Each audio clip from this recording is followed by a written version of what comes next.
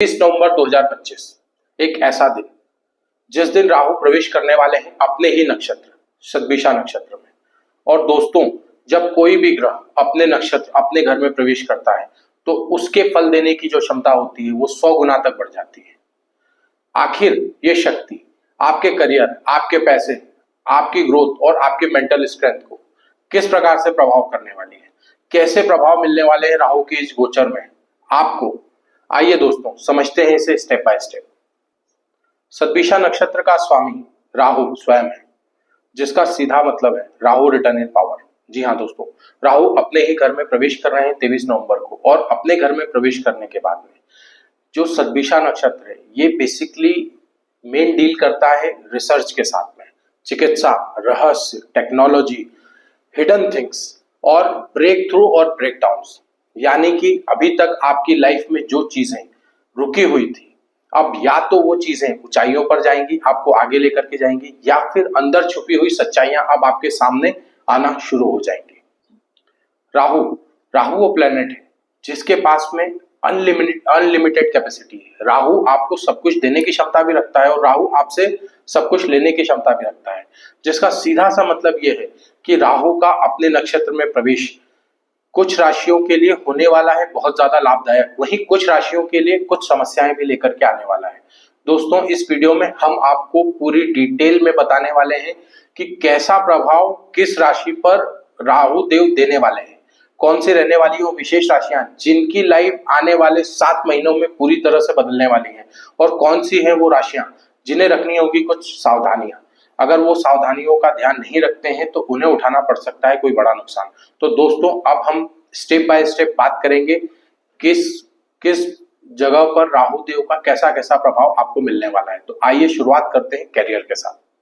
जैसा कि हमने आपको बताया, Rahu technology, research, digital marketing, foreign trades और अनकन्वेंशनल करियर के राजा हैं। तो राहु करियर में कैसे प्रभाव देने वाले हैं? देखिए दोस्तों, आपको नए मौके मिलेंगे, लेकिन नए मौकों के साथ साथ ये ध्यान रखिएगा कि हर मौका अपने साथ एक जिम्मेदारी लेकर के आता है। तो करियर में अगर आपको कोई नए अवसर प्राप्त होते हैं तो नए अवसरों के साथ नई जिम्मेदारियों के लिए आपको तैयार रहना होगा। जॉब चेंज के लिए काफी लंबे समय से अगर आप प्रयास कर रहे थे, जॉब चेंज के नए अवसर आपको मिलेंगे, लेकिन सावधानी भी रखनी है, गलत डिसीजन ना हो। उसके साथ साथ अगर आप ऑनलाइन बिजनेस, यूट्यूब या फिर कंटेंट क्रिएशन वाले कामों से जुड़े हुए हैं तो राहु आपके लिए लेकर के आने वाले हैं एक एक्सप्लोसिव उड़ान। आप अपने करियर में एक एक्सट्रीम ग्रोथ का अनुभव करने वाले हैं। साथ ही साथ झूठ, मैनिपुलेशन या ऑफिस के जो पॉलिटिक्स हैं वो भी अब पकड़ी जाएंगे। तो अगर आप भी इस तरह की चीजों में अगर इन्वॉल्व हैं तो सावधानी रखें, राहु देव आपको नुकसान पहुंचा सकते हैं। ध्यान रहे, राहु जिस चीज को देता है एक टेस्ट के साथ देता है। अगर आप उस टेस्ट में फेल होते हैं तो राहु आपसे बहुत कुछ ले भी सकता है। राहु पैसों को बहुत जल्दी मैनिपुलेट करता है। राहु जब अपने नक्षत्र में आते हैं तो पैसे की स्पीड मानो एकदम से कई गुना बढ़ जाती है। लेकिन दोस्तों, जितनी स्पीड से पैसा आता है उतनी स्पीड से पैसा जाता भी है। तो इस गोचर में, इस नक्षत्र के प्रवेश में राहु आपके लिए क्या लेकर के आए हैं? राहु आपको देने वाले हैं सडन मनी गेन, इन्वेस्टमेंट से प्रॉफिट मिलेगा, अनकन्वेंशनल तरीके से आपके पास में पैसा आएगा। लेकिन इसके साथ साथ जो सबसे महत्वपूर्ण चीज है वो ये है कि राहु आपको दे सकते हैं हिडन खर्चे। इसका सीधा सा मतलब ये है कि आपको ये ध्यान रखना है कि आपको अपने खर्चों पे कंट्रोल रखना है, क्योंकि अगर आपने अपने खर्चों पे कंट्रोल किया तो आने वाले 7 महीने में राहु देव आपको वो दे सकते हैं जो आप पिछले कई सालों से मिस कर रहे थे। और वहीं अगर आपने अपने खर्चों पे कंट्रोल नहीं किया तो राहु देव आपको किसी बड़े लॉस में भी अटका करके रख सकते हैं। तो दोस्तों ध्यान रहे, राहु जो पैसा दे रहे हैं उसे समझदारी के साथ आपको खर्च करना है। अब बात कर लेते हैं कि रिलेशनशिप में किस प्रकार के प्रभाव आपको राहु देव देने वाले हैं। दोस्तों, राहु का ये गोचर जो रिलेशंस हैं उसमें भी कुछ समस्याएं लेकर के आ रहा है। कौन सी होने वाली वो समस्या है, आइए अब हम समझते हैं। देखिए दोस्तों, आपके रिलेशनशिप में राहु का ये गोचर इमोशनल इम्बैलेंस को लेकर के आ रहा है, कुछ कंफ्यूजन्स को भी पैदा कर सकता है। अगर आपके रिलेशंस में कोई मिसअंडरस्टैंडिंग पुराने समय से चली आ रही थी तो अगर आप उसको बैलेंस करने की कोशिश करेंगे तो राहु आपकी मदद करेंगे। वहीं अगर आपने इस इम्बैलेंस को सुधारने का प्रयास नहीं किया तो राहु देव इसको सेपरेशन तक भी ले जा सकते हैं। साथ ही साथ अगर आप किसी पुराने रिश्तेदार के साथ कोई कॉन्फ्लिक्ट चल रहे थे या कोई हिडन चीजें थी जो आपके सामने अभी तक नहीं आई थी, तो उनकी सच्चाई भी अब आपके सामने आ सकती है। साथ ही साथ अगर आप किसी सीक्रेट अफेयर में चल रहे हैं, आप शादीशुदा हैं, आपका किसी और के साथ अफेयर चल रहा है, तो इस परिस्थिति में राहु देव आपके सीक्रेट अफेयर्स को भी सामने लेकर के आ सकते हैं। तो सावधान रहें, सुधरने का अवसर अभी है। अगर आप नहीं सुधरे तो आपकी मैरिड लाइफ कंप्लीटली डिस्ट्रैक्ट हो सकती है और डिस्ट्रॉय भी हो सकती है। साथ ही साथ मैरिड लाइफ को बैलेंस करना बहुत ही ज्यादा जरूरी हो जाता है।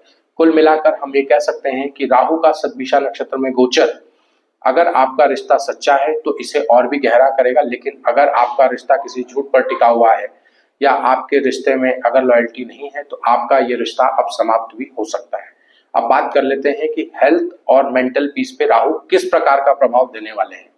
शतभिषा नक्षत्र हेल्थ और हीलिंग का भी नक्षत्र है।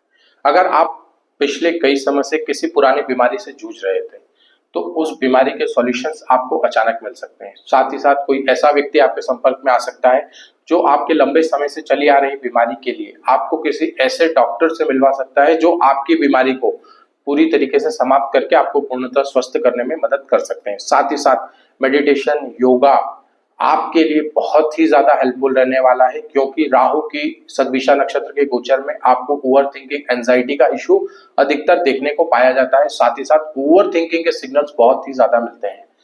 अब क्या कर सकते हैं आप जिससे आप इस तरीके की ओवर थिंकिंग या जो मेंटल स्ट्रेस आपके पास आ रहा है उससे बचा जा सके? इसका सबसे बढ़िया उपाय है कि आप सोमवार के दिन शिव जी का अभिषेक करें जल से। इससे आपके मन को शांति मिलेगी। साथ ही साथ आपके चंद्रमा पे प्रभाव जो है वो भी कम होगा और मेडिटेशन और योगा करने से भी आपको ओवर थिंकिंग में रिलैक्स मिलेगा।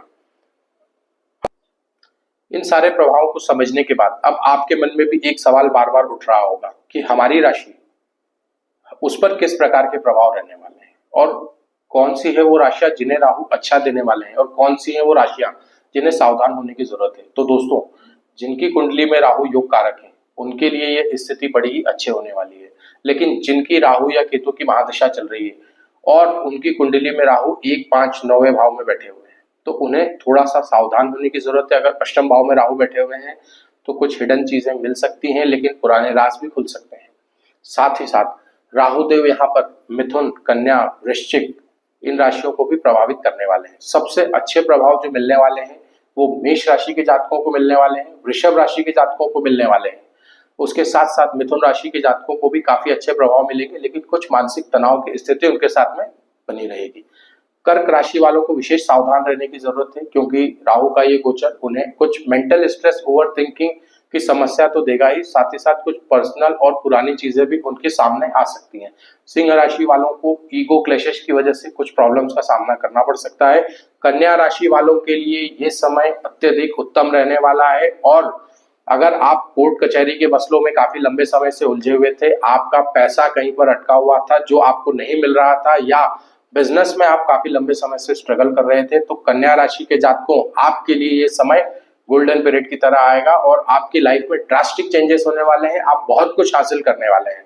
उसके बाद में बात कर लेते हैं तुला राशि वालों के लिए भी राहु क्योंकि योग कारक होते हैं तो कुछ हद तक स्थिति बैलेंस रहेगी, बट रिलेशन को लेकर के आपको विशेष सावधानी रखने की जरूरत है। वृश्चिक राशि वालों के लिए भी स्थिति बहुत ज्यादा नाजुक तो नहीं है, बट फिर भी कुछ सावधानियों के साथ चलेंगे तो उन्हें समस्याओं का सामना नहीं करना पड़ेगा। धनु राशि वालों के लिए गोचर काफी हद तक बेनिफिशियल होने वाला है। भाग्य में कुछ उतार चढ़ाव हो सकते हैं, लेकिन अपने पराक्रम से और अपने विवेक से अगर काम करेंगे तो उनके लिए राहु का ये गोचर काफी अच्छी स्थिति बनाने वाला है। साथ ही साथ आपके शत्रु भी परास्त होने वाले हैं, तो आपको विशेष करके अपने पराक्रम पे भरोसा रखना है, हिम्मत नहीं हारनी है। आने वाले 2 से 3 महीने के अंदर ही आपको राहु पूर्णतः अच्छे फल देना प्रारंभ कर देंगे।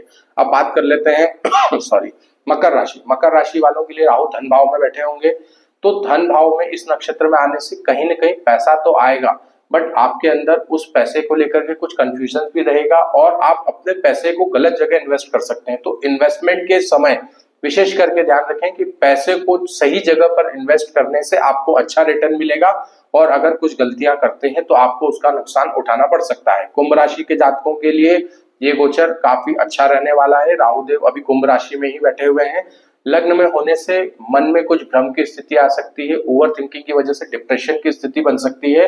तो ओवर थिंकिंग से बचें। योगा मेडिटेशन करने से आपके ब्रेन को काफी अच्छा लाभ मिलने वाला है और ये स्थिति आपके लिए बहुत ही ज्यादा लाभकारक होने वाली है। अगर आप राहु का सही इस्तेमाल करें और अपनी थिंकिंग को सही डायरेक्शन में लगाएं तो राहु आपको बहुत ही ऊपर लेकर के जा सकते हैं।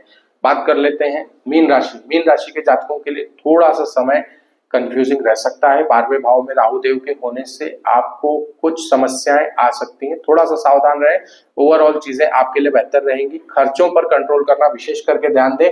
पैसा आएगा लेकिन खर्चों को संभल के कंट्रोल करना है और पैसा अगर आपने बचा लिया तो यही पैसा आगे जा करके आपको लाइफ में नई ऊंचाइयों को छूने में मदद करेगा और 7 महीने बाद यही पैसा आपको लाइफ में बहुत ही ऊपर लेकर के जाने वाला है। तो दोस्तों 12 राशियों का कंप्लीट डिटेल के साथ में हमने आपको बताया कि राहु का शतभिषा नक्षत्र में जो ये गोचर होने वाला है वो किस प्रकार के प्रभाव देगा। 23 नवंबर 2025 राहु का ये गोचर ट्रुथ रिवेलिंग होने वाला है।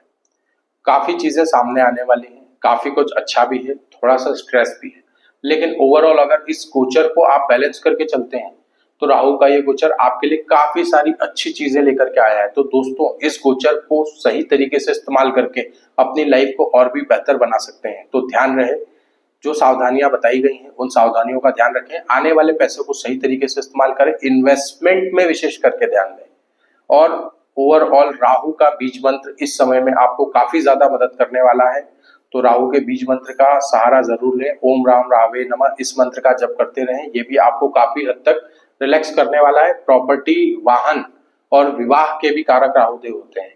तो इन तीनों चीजों का विशेष करके ध्यान दें। कई सारी अपॉर्चुनिटीज आने वाली है, थोड़ा सा ध्यान से अगर डिसीजन लेते हैं, सोच समझ के लेते हैं तो इन तीनों ही चीजों में आपको लाभ देखने को मिलेगा। जिनको विवाह से जुड़ी हुई समस्याएं चल रही थी उनके विवाह से जुड़ी हुई समस्याएं समाप्त हो जाएंगी।